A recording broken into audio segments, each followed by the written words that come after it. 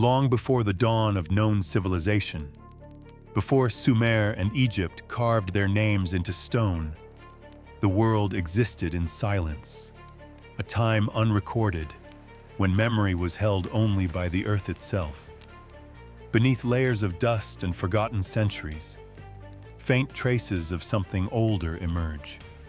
In broken tablets, impossible ruins, and the whispers of myth, there lies a name repeated across ages: En-Mara, the last Anunnaki king. Archaeologists call this period the shadow before history. It is a time that challenges the limits of human understanding. Around 13,000 years ago, near the end of the last ice age, evidence suggests that great structures once stood where deserts now lie. Perfectly aligned stones, magnetic patterns beneath ziggurats, and inscriptions in languages older than any known script hint at a civilization beyond the reach of current knowledge. Among these fragments, one figure stands apart. Ancient Sumerian and Babylonian records speak of the Anunnaki, beings who descended from the heavens, bearers of light and wisdom. They were the architects of civilization, the teachers of man. Yet older texts suggest that when the age of gods ended, one refused to leave. His name, En-Mara, appears in symbols on stone and clay, always associated with light, knowledge, and the dawn. Some scholars believe these myths encode real memories, distorted over millennia, of a forgotten culture destroyed by global catastrophe. The Great Flood, described in Mesopotamian, Hebrew, and Hindu traditions alike, may have been the same event that ended this ancient reign. The sea rose, the sky darkened, and entire lands vanished beneath the waves. In the ruins of Eridu, one of humanity's oldest cities, fragments of unknown metal and carvings unlike any other have been uncovered. They tell of the king who guarded the vault beneath the waters. The text speaks not of death, but of preservation, of knowledge sealed away until the cycle returns. Whether this was poetic prophecy or evidence of technology lost to time, none can say. En-Mara is said to have ruled not by sword or fear, but through understanding. Legends describe him as half celestial, half earthborn, a being who bridged two worlds. Some call him divine, others the last remnant of a vanished race. Across continents, his image reappears, a tall figure with radiant eyes holding a sphere of light. Coincidence or shared remembrance of a king whose story survived the collapse of ages? As each discovery unfolds, the boundary between history and myth blurs further. The silence of forgotten time grows louder with every fragment found. The question remains: who was En-Mara? A god, a ruler, or a memory of humanity's first lost age? Whatever the truth, his shadow stretches across the birth of civilization, hinting that our story did not begin where we think it did. Somewhere beneath the sands and seas, the last Anunnaki king still waits to be remembered. Ancient myths from every corner of the world tell a similar story. A time when gods descended from the heavens to walk among humankind. In the Sumerian world, they were called the Anunnaki, beings of radiant form who came on the wings of fire from the sky. The tablets speak of their arrival as a dawn unlike any other, when the heavens opened and the light of the stars touched the earth. It is said that they came not as conquerors, but as teachers. They carried with them the knowledge of the stars, the secrets of creation, and the power to shape civilization. Where they walked, rivers were tamed, cities rose, and humankind learned to write, build, and count the turning of the seasons. The Anunnaki were worshipped as gods, but in truth, they were more like guides, beings whose origin still lies beyond understanding. Among them was one unlike the rest, Enma-Ra, born of both worlds. Legends say he was the child of the heavens and the earth, gifted with the light of his celestial ancestors but burdened with the mortality of men. His eyes were said to hold the reflection of two suns, one of the heavens and one of the soul. He became the bridge between the divine and the human, teaching balance, peace, and wisdom to those who would listen. But harmony never lasts. Over time, divisions grew among the Anunnaki themselves. Some believed humankind should serve, not learn. Others feared that sharing divine knowledge would disrupt the order of creation. Enma-Ra stood against them, defending humanity's right to know. He taught that true power lies not in control, but in understanding. Yet his compassion was seen as betrayal. The council of the sky gods began to fracture, their unity unraveling like stars falling from the firmament. Whispers spread that the Anunnaki would one day leave the earth. The texts describe a great departure, a return to the stars when the balance of the world was lost. But Enma-Ra refused to abandon those he had guided. He remained, building temples of light and stone, preserving their knowledge for the ages to come. The others warned him that his choice would lead to ruin, that he would share the fate of mortals. Still, he stayed. Archaeologists studying the oldest Mesopotamian ruins find depictions of winged beings, descending in fiery shapes above mountains and rivers. In their hands, they hold objects shaped like stars or suns, symbols that match astronomical patterns still visible today. Whether these are records of divine visitors or poetic memory, the parallel remains too clear to ignore. The descent of the sky gods marks the beginning of both enlightenment and tragedy, the moment when gods and humans shared a single world. It is here, in this union, that the fate of the last Anunnaki king begins to unfold. When the Anunnaki walked among mortals, the earth was said to gleam with light. In the cradle of the rivers, where the Tigris and Euphrates carved silver paths through green valleys, their cities rose, radiant, ordered, and alive with power.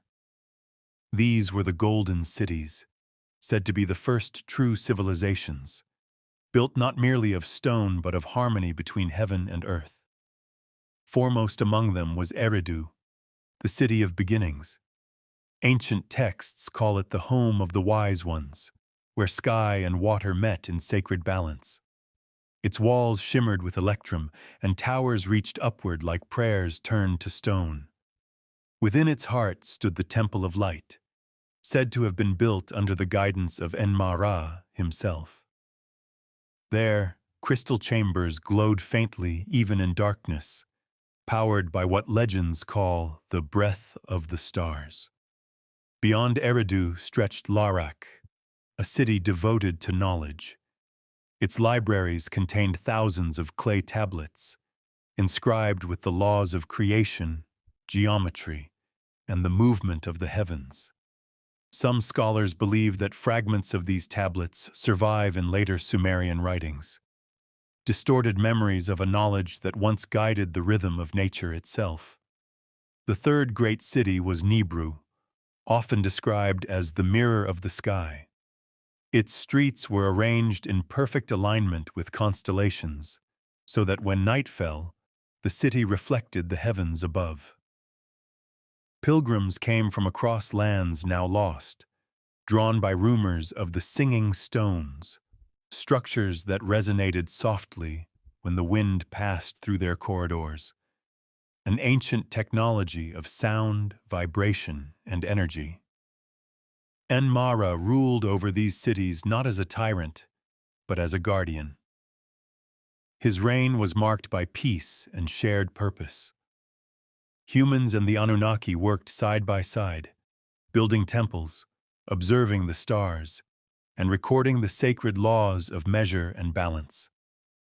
It was an age when the world seemed whole, when knowledge and faith were not in conflict, but in perfect symmetry.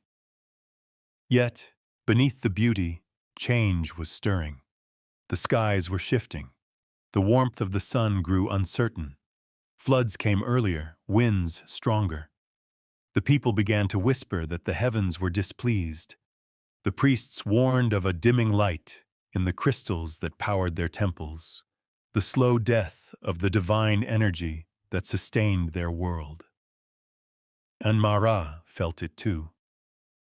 He spent long nights within the Temple of Light, seeking answers in the resonance of the stones. Some say he looked beyond the stars, others that he gazed within himself. The tablets speak of his sorrow, a king watching perfection unravel, powerless to stop it. And so the golden cities, once symbols of divine harmony, began to tremble beneath invisible weight.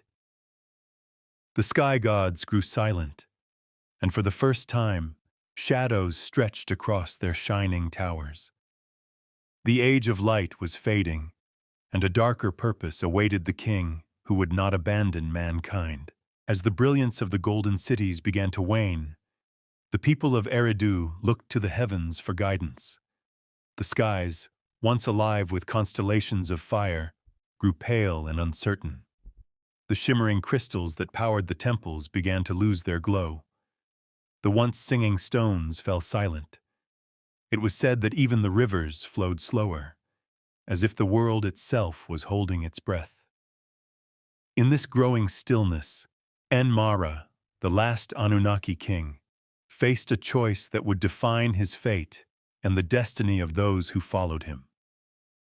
The ancient tablets describe a time of unrest among the Anunnaki. Many had already departed, returning to the heavens or to worlds beyond sight. Those who remained argued over what to do. Some wanted to preserve their knowledge by locking it away. Others believed it should be destroyed to prevent human misuse. Enmara disagreed with both. He believed that wisdom was not a burden but a seed, that humanity, though fragile, had the right to inherit the light of the gods. He began work on what the texts call the forbidden experiment. Its purpose remains shrouded in mystery, but fragments hint at something extraordinary, a merging of divine essence and mortal spirit, an attempt to preserve the consciousness of the Anunnaki within the human form. The process was said to involve the crystal of Anu, a sphere of pure energy drawn from the core of their temples. Through resonance and sacred vibration, Enmara sought to weave the eternal into the ephemeral, to make light live within flesh. The council called it blasphemy.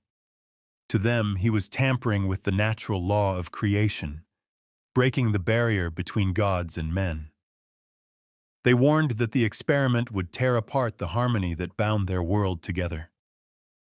But Enmara continued in secret, aided by a small circle of loyal scholars and priests who believed in his vision of unity. They worked beneath the Temple of Light, far below the city's golden streets, surrounded by a labyrinth of resonant chambers humming with unseen power. It is said that one night, a blinding radiance filled the underground halls. The stones themselves trembled, and a sound like 1,000 hearts beating as one echoed through the city. Some witnesses spoke of a figure of light standing beside Enmara, neither human nor divine but something in between. Then, the glow faded, and silence fell once more. No one knows what truly happened in that chamber. Some claim the king succeeded, that he fused a fragment of the divine into humankind. Others say the experiment shattered the balance of the world, awakening forces that would bring the heavens crashing down. What is certain is this: soon after, the skies grew violent. Tremors shook the foundations of the golden cities, and storms swept across the lands. The Anunnaki began to flee, their temples collapsing one by one. And in the heart of Eridu, Enmara stood alone, the king who had reached beyond the stars and unknowingly called upon the end of an age. The end did not come with fire, but with silence. The skies above Eridu, once glowing with the silver trails of celestial craft, turned gray and dim. The air grew heavy. The stars that had guided the Anunnaki for millennia began to vanish, one by one, behind a veil of ash and cloud. Across the golden cities, people looked upward, waiting for signs from the heavens that never came. The age of divine light was fading, and the world was preparing for its reckoning. The ancient tablets describe a chain of disasters, each more devastating than the last. The earth trembled for days without rest. Mountains cracked, rivers bled into deserts, and the seas began to rise. Lightning struck from horizon to horizon, tearing open the sky like a wound. The Great Flood, remembered in every culture that followed, was no myth. It was the death cry of a world undone by its own brilliance. In the heart of Eridu, Enmara watched as his empire crumbled. The temples that once sang with energy now stood in ruin. The crystal cores that powered their great machines flickered and dimmed. His followers begged him to flee to the heavens with the others, but he refused. The king who had defied the stars would not abandon the children he had sworn to protect. "If the gods return to the sky," he said, "then I will remain where the sky once touched the earth." The council of the Anunnaki departed. Their ships, described as flaming chariots, rose through the clouds, leaving trails of light that faded into darkness. It was said that the sound of their ascent was mournful, a hum that shook the stones and echoed through the valleys for days. Humanity watched as their gods left them behind, powerless against the rising sea that consumed everything they had built. As the floodwaters advanced, Enmara gathered the remaining priests and scholars in the deepest chamber of the Temple of Light. There he sealed what was called the Vault of Knowledge, 7 crystal tablets encoded with the secrets of the stars, the laws of energy, and the story of creation. He entrusted this vault to the earth itself, hidden beneath layers of stone and time. According to the inscriptions, he spoke a final vow. "When the cycle turns, the light shall rise again from beneath the waters." Then the deluge came. The golden cities vanished beneath waves that swallowed mountains. The earth was remade, its coastlines redrawn, its history drowned. When the waters receded, nothing remained but scattered fragments, memories carved into myth. In the centuries that followed, the world forgot the name Enmara. He became legend, then silence.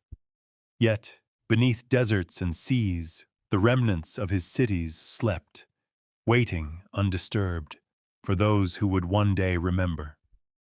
And so ended the reign of the sky gods. Their light fell, their world shattered, and only whispers remained to tell of the king who stayed behind when the heavens fell. Centuries passed, the oceans withdrew, the earth healed, and new civilizations rose upon the bones of the old. Humanity began again, unaware that beneath their feet lay the buried heart of a forgotten age. The golden cities were gone, swallowed by silt and time. Yet sometimes, when the wind moved over certain deserts, or when storms struck the old riverbeds, faint tones could be heard, deep, echoing, like the earth itself remembering. The ancients called them the Whispering Ruins. It was in the southern plains of Mesopotamia, thousands of years later, that the first signs emerged. A group of explorers unearthed foundations of stone unlike any known architecture, too precise, too deliberate. The walls were fused, not built. Beneath them, inscriptions in an unknown language glowed faintly when exposed to moonlight. Each symbol pulsed softly, as though alive. And within those carvings, one name appeared again and again: Enmara.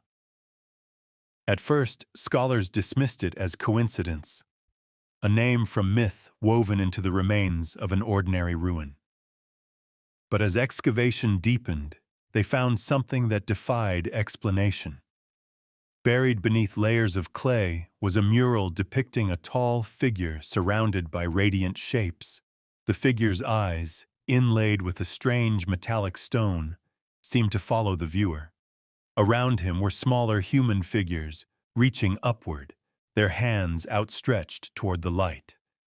Below, a line of script read, "He who stood when the stars fell, keeper of the vault beneath the waters."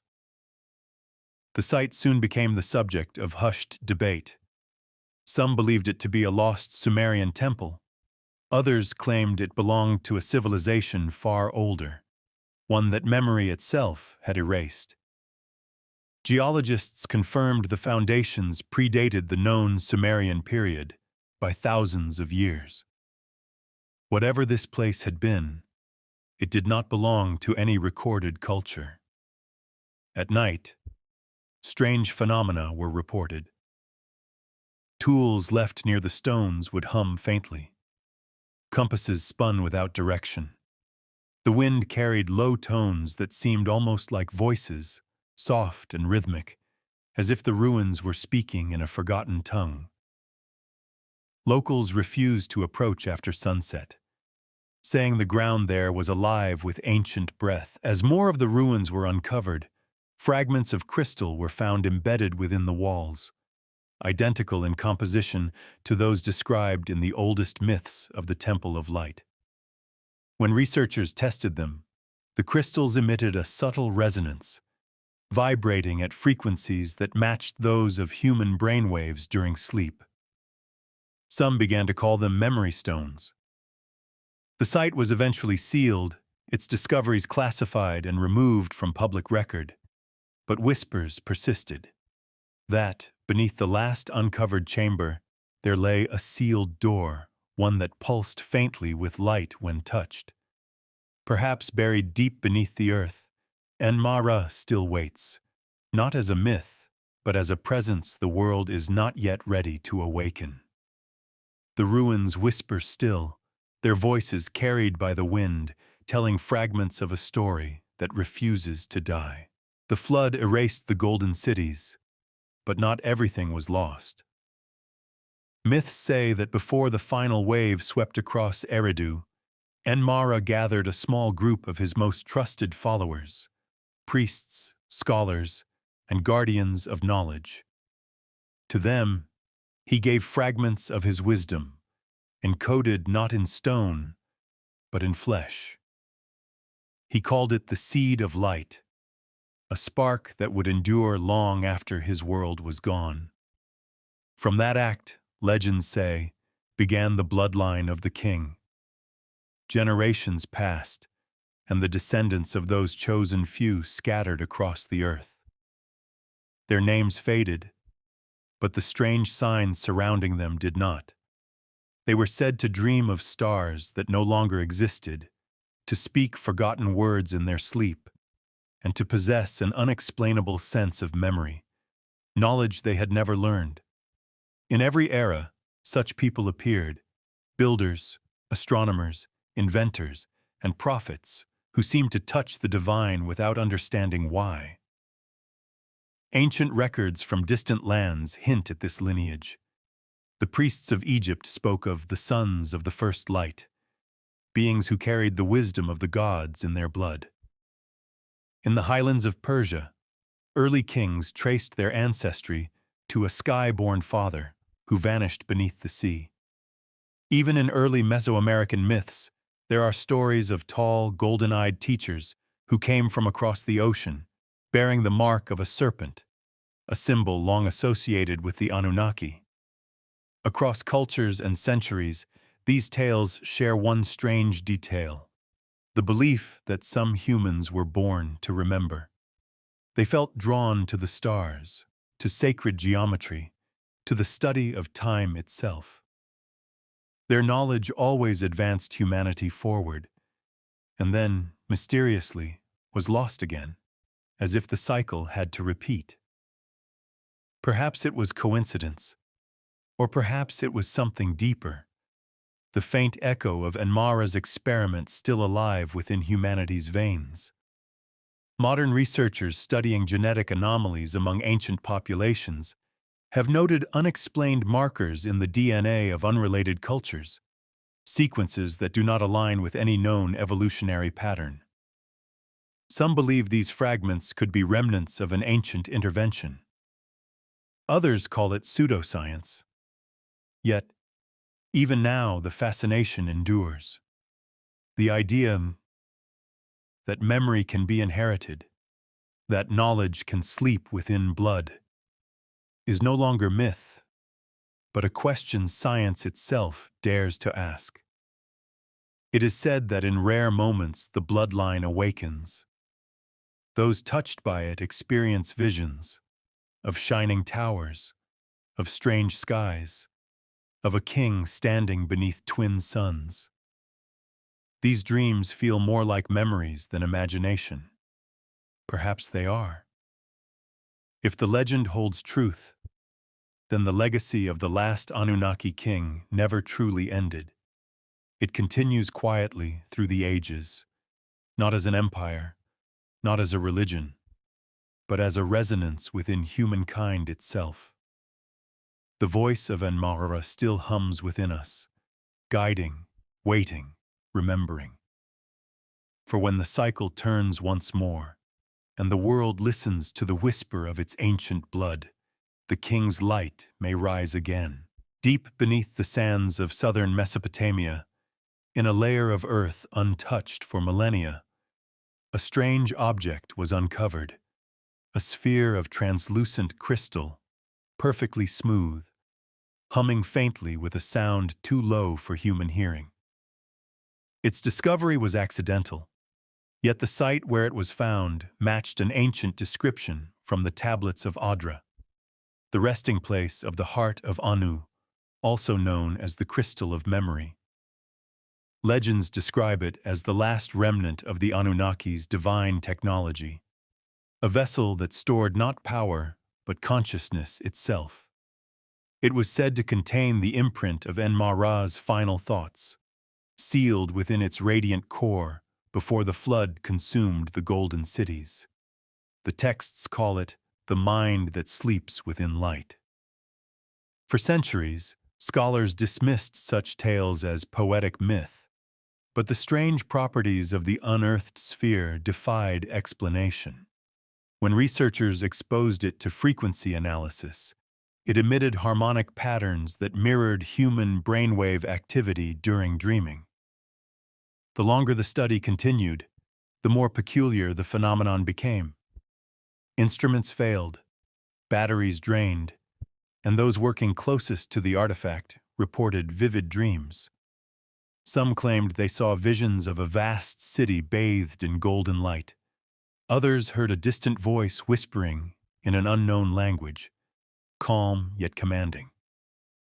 Among the fragments of inscription found near the sphere were words believed to be spoken by Enmara himself. When the world forgets the sound of the stars, the crystal shall remember. The object was moved to a secure facility, but strange occurrences followed. Electronic signals fluctuated around it as if responding to unseen forces. Photographs often showed faint silhouettes behind the reflection, shapes resembling figures standing beside the crystal, though none were present. The deeper the scientists probed, the more elusive its truth became. Was it a machine, a memory vault, or something living? Some researchers began to believe that the crystal of memory was not a relic, but a form of consciousness waiting to awaken.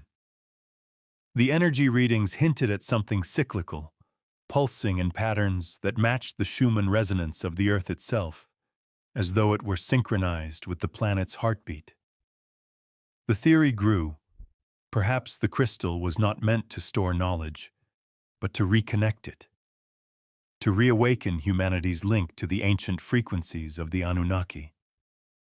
If the legends are true, this artifact could be more than a fragment of a lost civilization. It could be a bridge between ages, between what was and what is yet to come. The heart of a king who defied the stars, still beating softly beneath the earth, whispering across time to those who can still hear. And perhaps that whisper grows stronger now, in an age when humanity once again looks upward, reaching for the heavens. For thousands of years, the heavens have been silent, or so humanity believed. But in recent decades, strange phenomena have begun to reappear across the world. Lights over deserts and mountains, shifting geometric patterns in the skies, resonances beneath ancient ruins, all aligning with constellations mapped on tablets older than history itself. Those who still remember the story of En-Mara call this moment the return of the skylight. It began quietly. Astronomers noticed faint pulses of radiation coming from 3 distinct points in the night sky, forming a perfect triangle. To most, they were nothing more than natural anomalies. But when the pattern was overlaid on maps of the ancient world, something extraordinary emerged. The same triangular alignment marked the locations of 3 legendary cities: Eridu, Larak, and Nibru, the golden cities of the Anunnaki. The heavens had mirrored the earth once more. At the same time, seismic sensors around these regions detected rhythmic vibrations, low and steady, as if the planet itself were responding to a cosmic call. The frequencies matched those recorded around the crystal of memory. Researchers dismissed it as coincidence. Yet those who studied the myths recognized the pattern described in the tablets of Audra, the awakening pulse, a celestial rhythm said to signal the return of the divine light. Witnesses from various parts of the world began reporting strange visions in their dreams: glowing towers, endless halls of crystal, and a tall figure walking through a field of stars. Many described the same voice: soft, calm, echoing with warmth, speaking the words, "The cycle begins again." Some felt an overwhelming sense of familiarity, as though remembering something they had once known and long forgotten. It was not only individuals who felt the change.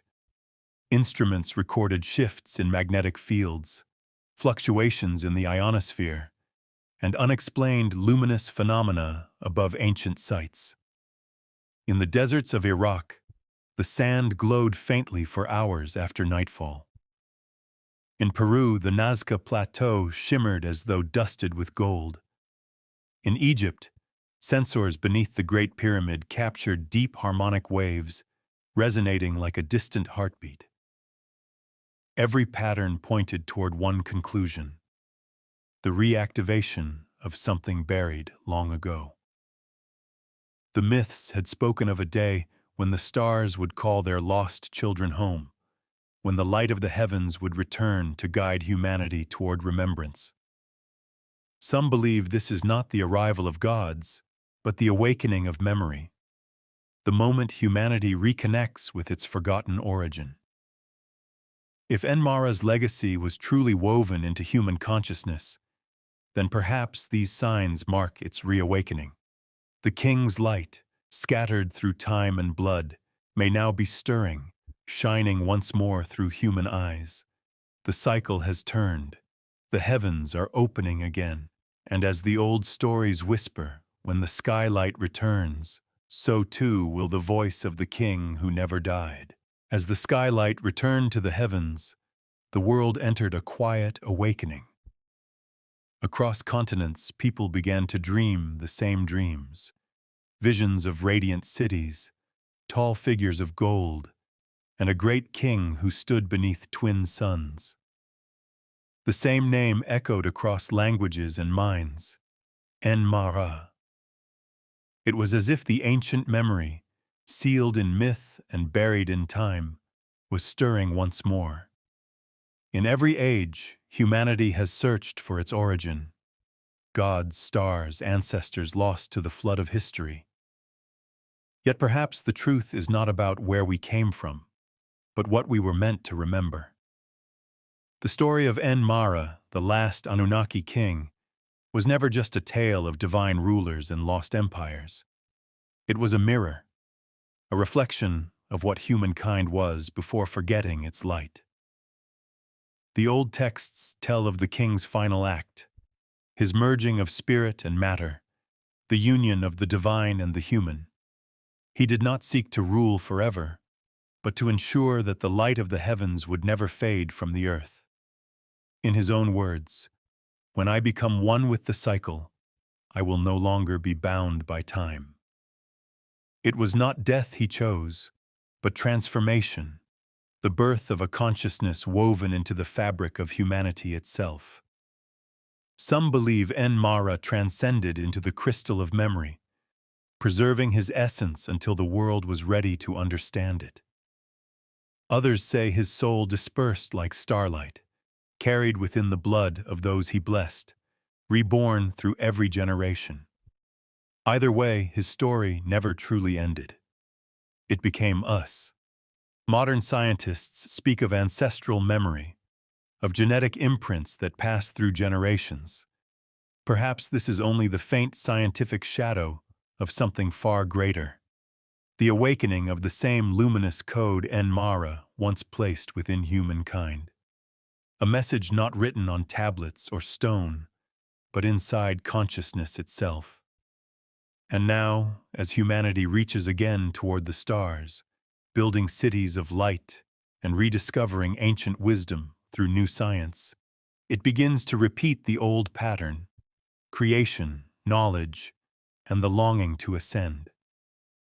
The same rhythm that pulsed through the golden cities moves once more through our age. Perhaps the cycle is turning again.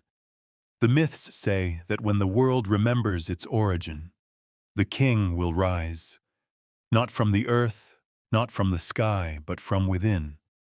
For the true kingdom of the Anunnaki was never a place, it was awareness, a light that once burned in every living soul.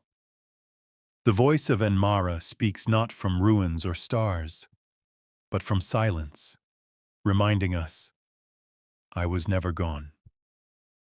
I became time itself, and so the legend closes, not with an ending, but with a return. The king beyond time still lives in the hum of the earth, in the dreams of humanity, and in the eternal quest to remember who we truly are.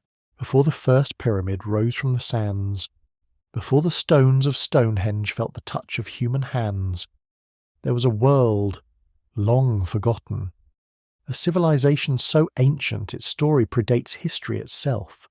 Not 10,000, not 20, but 97,000 years ago, hidden beneath oceans, buried under mountains, and erased by time, traces of this mysterious civilization whisper through our past.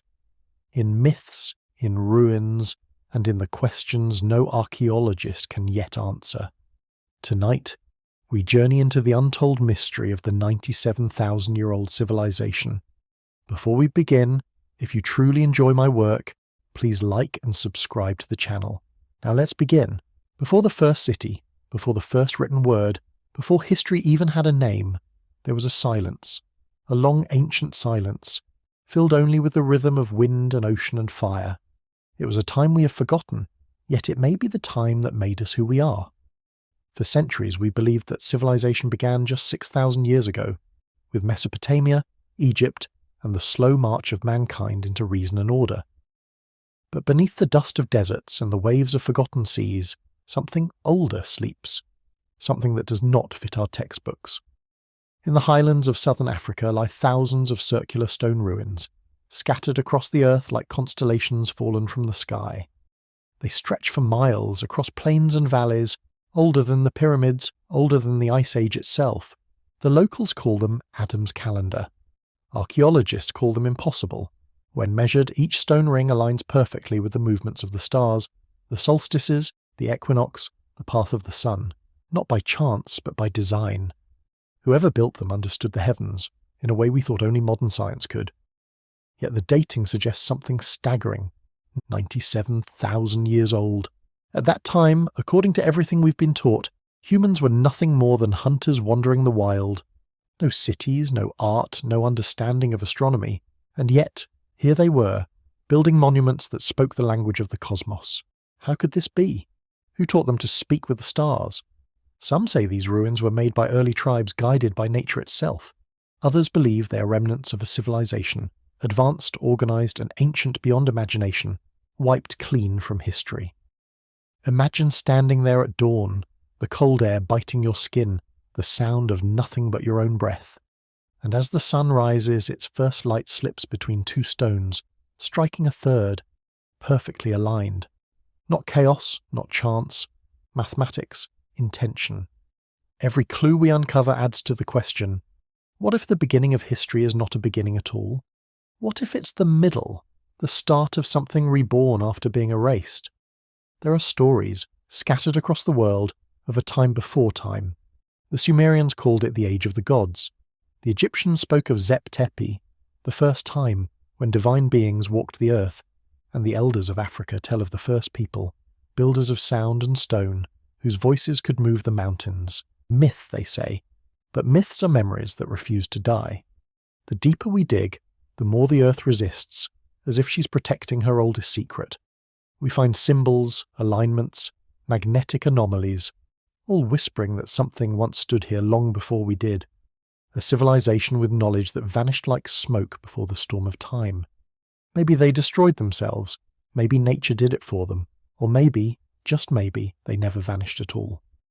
Perhaps their memory flows quietly through our DNA, through the ancient pull we feel when we look up at the stars. That strange feeling of remembering something we never lived.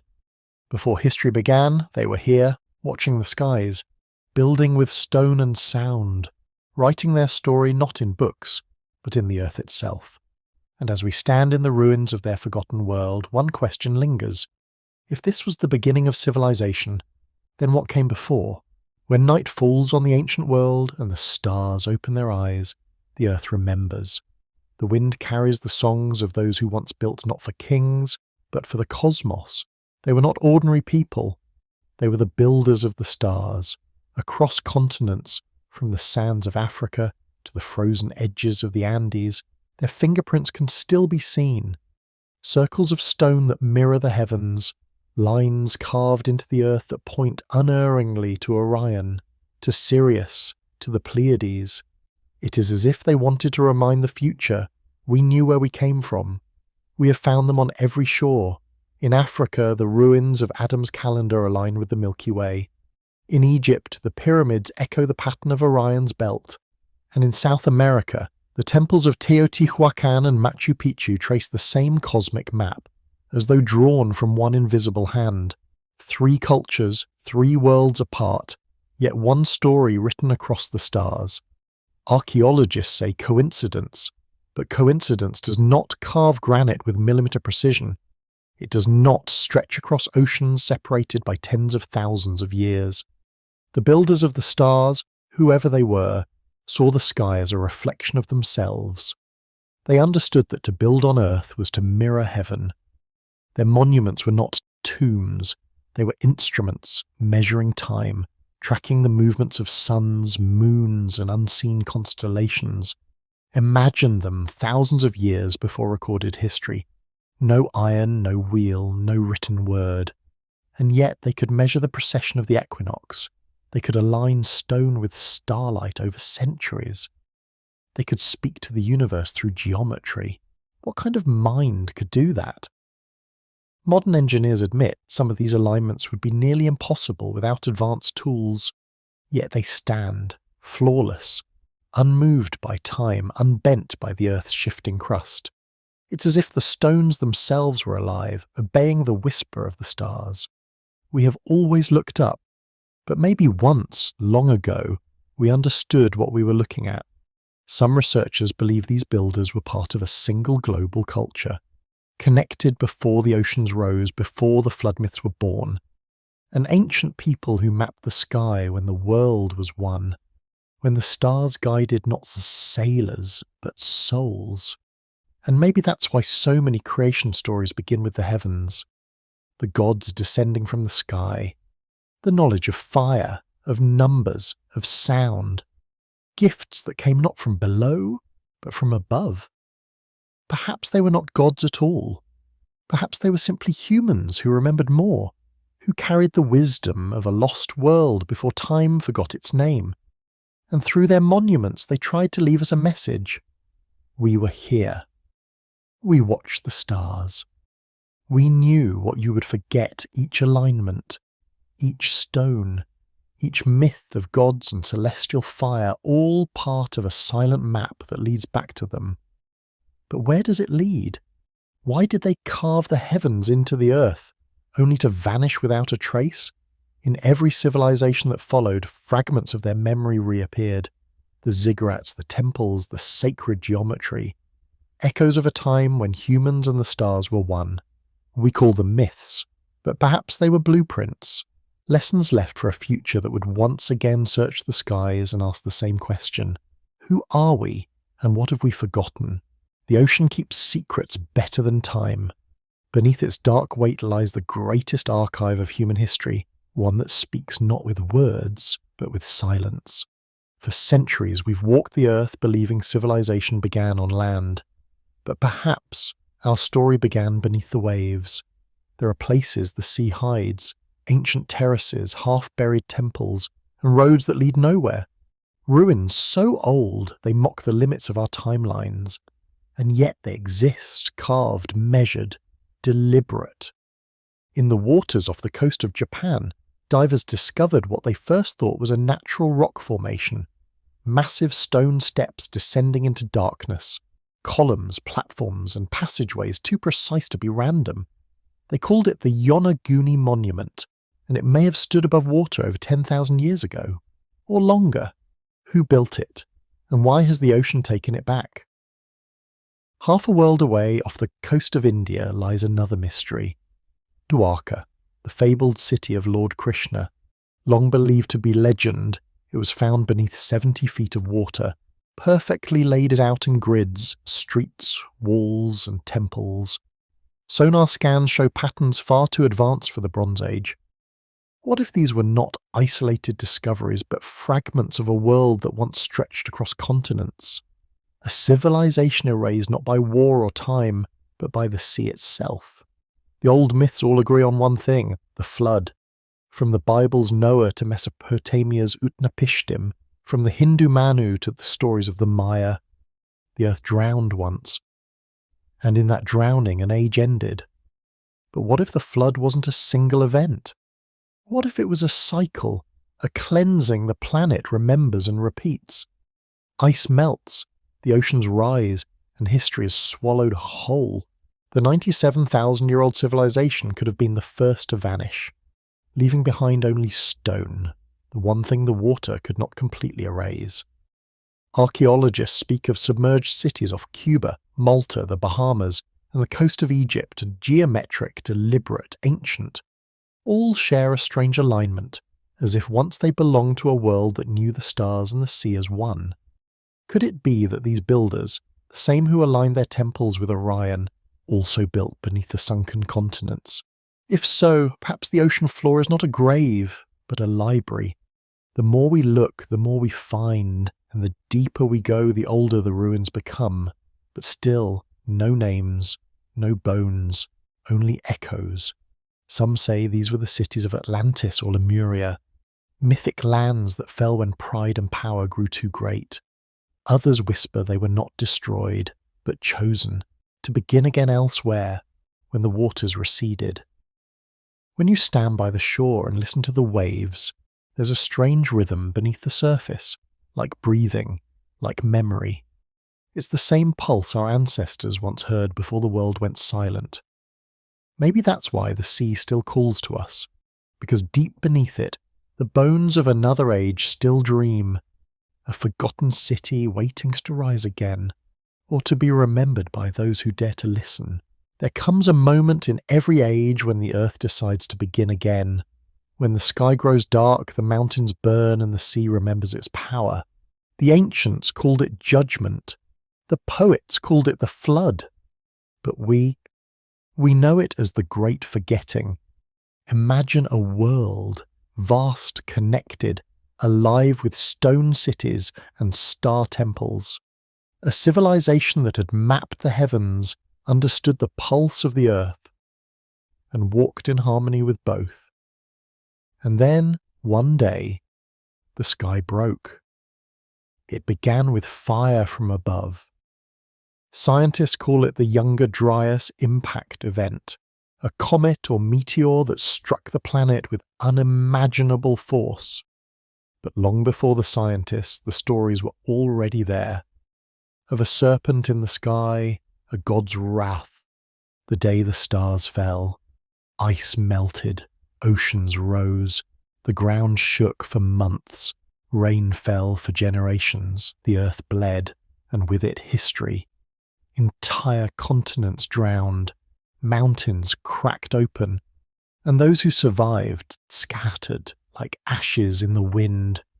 Knowledge turned to whispers, language turned to myth. The people of that lost world, the builders, the dreamers, the astronomers, became legends. We remember them only as gods, but they were us, before we forgot. When the waters calmed and the fires died, the survivors began again, in caves, in small tribes, carrying only fragments of memory. They remembered how to plant, how to look at the stars, how to honour the cycles of the sun, but the great cities were gone, the instruments of stone and sound shattered or buried under miles of silt. And slowly the earth covered the evidence. Forests grew over temples, deserts swallowed cities, the sea closed its hands, and humanity awoke centuries later alone, believing it was the first. We called our beginning civilization, we called it progress, but maybe it was recovery, a species remembering how to breathe after nearly drowning in its own forgotten past. Even now, traces of that ancient trauma live in every culture. The great flood of Noah, the sinking of Atlantis, the wrath of Shiva, the fall of the sky serpent, different tongues, same wound. But why did they all tell the same story? Why did every civilization remember a time before time and a catastrophe that ended it? Some believe it was punishment, others a cycle. But what if it was neither? What if the great forgetting wasn't destruction, but design? Maybe the earth resets not to erase, but to evolve. Maybe every ending is an invitation for memory to be reborn in a new form, a new mind, a new age. And so the echoes of that ancient world linger, in myths, in symbols, in the geometry of temples we still cannot explain. They are the heartbeat of something that refuses to die, something waiting to be remembered. From the ashes of the forgotten came the birth of the gods and the stories they left behind. When the floodwaters receded, when the fire finally died, and when the last echoes of thunder vanished into the mountains, the world was quiet again. But it was not empty. From the ashes of the old world, a few survived. Scattered, wounded, but alive, carrying fragments of knowledge too ancient to belong to their new beginnings. And when they walked among the people who rose after them, they were remembered as gods. The Sumerians spoke of the Anunnaki, beings of light who descended from the heavens and taught humanity the arts of civilization, writing, agriculture, the calendar of the stars. In Egypt, they were called the Netters, divine beings who walked the Nile long before the first pharaoh. In South America, the Inca told of Viracocha, the bearded god who rose from the sea to rebuild the world after a great flood. And in ancient India, they were known as the Devas, the shining ones who carried knowledge from a world destroyed. different names, different lands, but one memory. Perhaps they were not gods at all. Perhaps they were the last survivors of the 97,000-year-old civilization, bearers of memory, of mathematics, of language and sound. To the tribes they met, they seemed divine, but they were simply human, humans who remembered what others had forgotten. They rebuilt where they could, teaching stone, sky, and seed. Every temple that rose in their honour was not built for worship but remembrance, a monument to a time before the great forgetting. But the centuries blurred their image. The knowledge they carried became myth, and myth became religion. We began to speak of them not as teachers but as celestial beings, descended from stars or from heaven.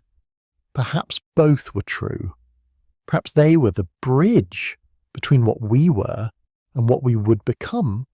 Their knowledge of astronomy, geometry, and energy was passed down as stories of magic and miracles.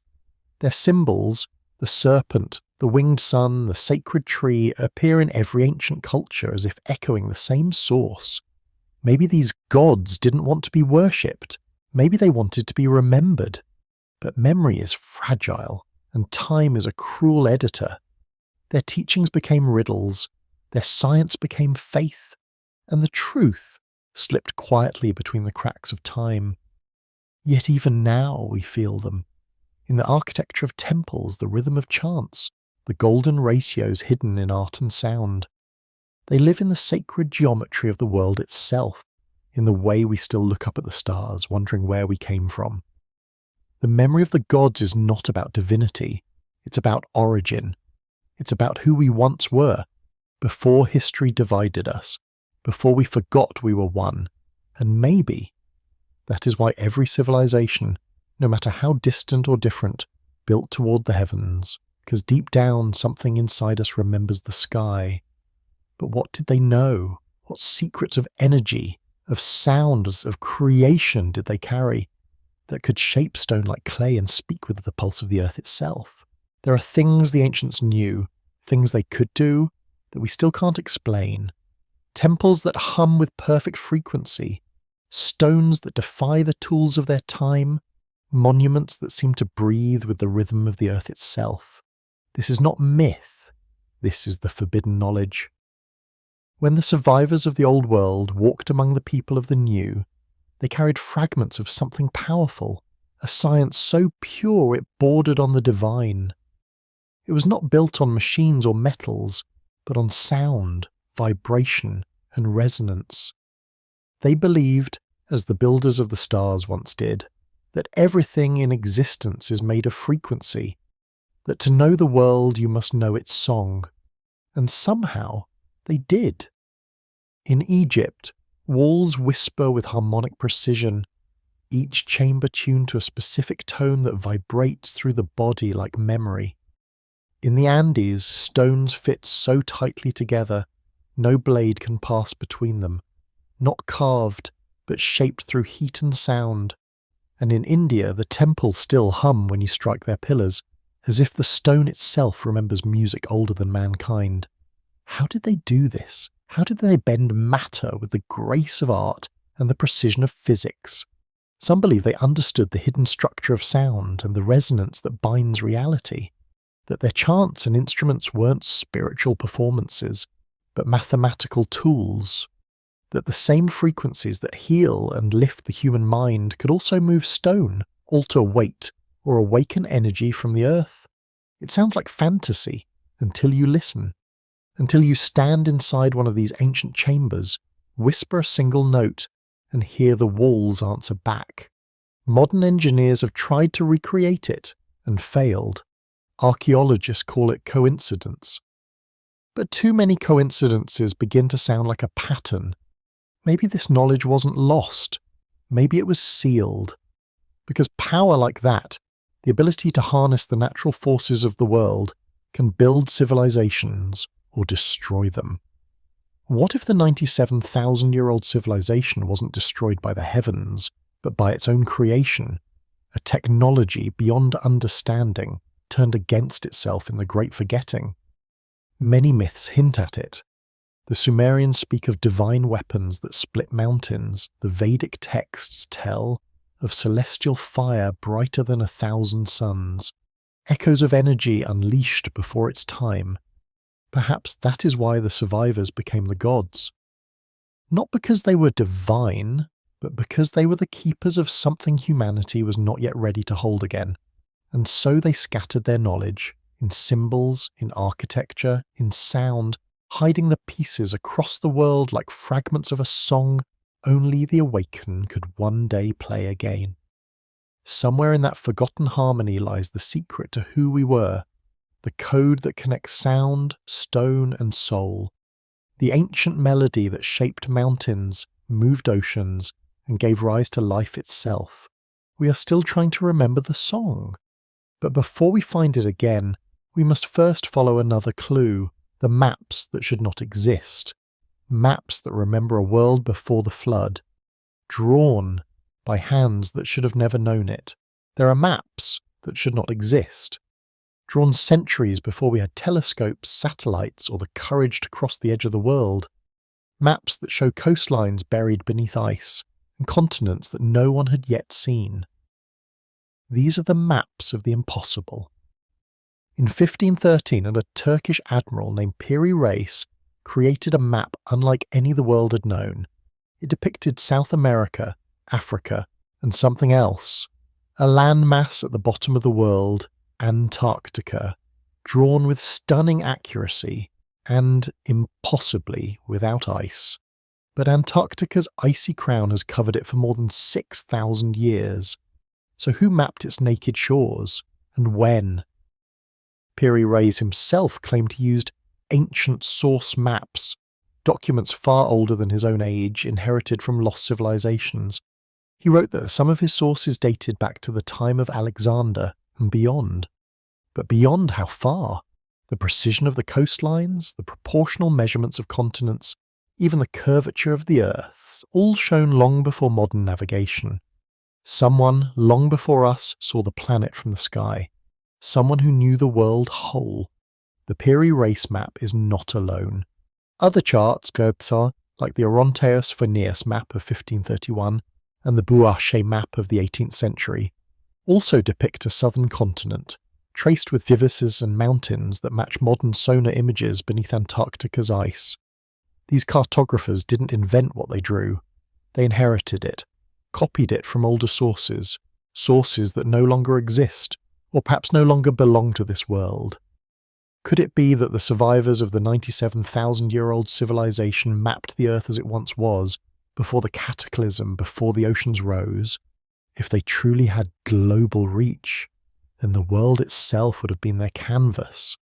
They might have travelled from pole to pole, charting not for conquest, but remembrance. Recording what they knew would soon be lost. What kind of knowledge does it take to map a continent you can't see? To measure the curvature of the planet before mathematics had names for it? To understand the Earth as a sphere, long before the sailors of later centuries dared to believe it? These are not the works of guesswork or chance, they are memories. Perhaps those who made them saw the world from above, not through technology as we know it, but through something older, more intuitive, a mastery of observation, energy, or even perspective that we can't yet comprehend. Every one of these maps carries a whisper, a reminder that someone once knew too much, too soon, and when their world fell, their knowledge drifted across the centuries like bottled messages on a cosmic tide. We've been finding those bottles ever since, and mistaking them for miracles. If these maps are the memory of a forgotten world, then the lines that trace their shores are not just borders, but instructions. Perhaps they were meant to lead us back to the truth of who first measured the earth and what they left waiting beneath the ice. But stone speaks louder than ink, and in the next chapter we follow the voices carved in rock, messages left by hands that refuse to be silenced. Stone does not speak in words, it remembers. When everything else is lost, when fire burns the parchment and oceans drown the cities, stone endures, and through it the ancients spoke. Every line carved, every mark etched, every spiral drawn, all carry the same unshakable message. We were here. Across the world, from the deserts of Egypt to the jungles of the Amazon, we find the same symbols repeating. The spiral, the serpent, the sun, the eye that sees in all directions, different lands, different languages, yet the same voice, as if one story was being told through 1,000 hands. Who are they trying to reach, us or the earth itself? Some of these markings are so old they predate written language by tens of thousands of years. They are not random art, they are mathematics, they are sound, they are memory carved into matter. Look closer at the petroglyphs in Australia, the Nazca lines of Peru, the carvings of Göbekli Tepe, and you'll see the same geometry hidden within them. Triangles, ratios, circles of perfect measure. A universal language that only the patient earth could keep alive. It's as if these symbols were meant not to be read, but to be felt. Each one a vibration, a frequency of remembrance. The ancients didn't write books, they wrote resonance. And in that resonance lies their message. We are not alone in time. What if these carvings were not just records, but keys? Keys to activate something deeper, to awaken memory in the human spirit, to reconnect us to the vibration they once understood. Even now, archaeologists uncover entire walls covered in patterns that defy explanation. Circles within circles, stars within stones, and everywhere the same golden proportions that appear in seashells, galaxies, and the human body itself. Coincidence or design? Perhaps the 97,000-year-old civilization wasn't only trying to survive, perhaps they were trying to be heard. Knowing that their words would fade, they carved their language into the bones of the world, so that when we were ready, we'd hear their echo again. And maybe, just maybe, we already have.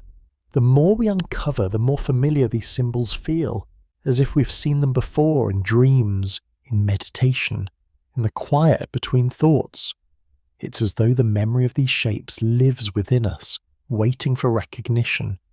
Because maybe their greatest creation wasn't the temples or the monuments, it was us. Humanity, a vessel for their memory, a continuation of their story. Every stone whispers the same truth, that time is not a straight line, that what was lost can return through remembrance, and that the past is still speaking, if we only learn how to listen.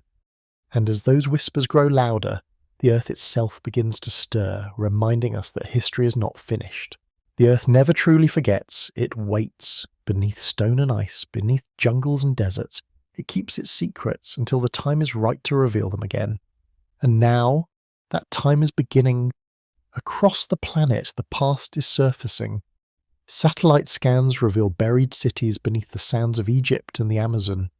Sonar maps find megalithic walls deep below the oceans, and ancient DNA links tribes across continents once thought isolated by impossible distance. Science is beginning to whisper the same story myth has sung for millennia, a story that stretches back, farther than we ever dared to believe. For thousands of years, we told ourselves civilization began just 6 millennia ago, but now the evidence speaks louder. From Göbekli Tepe's temples that predate history, to tools buried under volcanic ash older than humanity's supposed dawn. Each discovery pushes the horizon further back, and with it, a quiet realization takes root. We are not the first. In laboratories and excavation sites, scientists run their tests again and again, finding patterns that defy explanation. Stone that seems to have been melted, not carved. Mathematics encoded in ruins predating all known cultures, and alignments that match the stars as they appeared, not 1,000 years ago, but tens of thousands. Every clue is a spark, every spark a reminder. Perhaps this is not discovery, but remembrance. The ancients always said that one day when humanity was ready, the earth would reveal what she had hidden, that the stones would speak again, and the skies would show their mirrors once more. And now, as we scan the heavens and the ground beneath our feet, we are beginning to see the reflection. The same geometry that built their temples now appears in our technology, in the spiral of DNA, in the rhythm of sound waves and galaxies. It's as if the universe is speaking in the same language the ancients left behind, and we're finally learning how to listen. Some say it's coincidence, others say it's destiny, but maybe it's neither. Maybe it's the circle, completing itself. The long cycle of forgetting and remembering that defines every age. We are not inventing the future. We are recalling it, piece by piece, layer by layer. The blueprint of a forgotten civilization is being rewritten in our own time. And perhaps that's what they wanted. Perhaps the builders of the stars knew that one day we'd rise again, reach for the sky as they once did, and feel the same ache of memory, the same question echoing through eternity. Have we been here before? The ruins, the myths, the alignments, they are not endings, they are beginnings, repeating. The past has not returned to haunt us. It has come back to guide us, because soon the veil between what was and what will be will open once more. And when it does, we'll remember not just what they built, but why they vanished.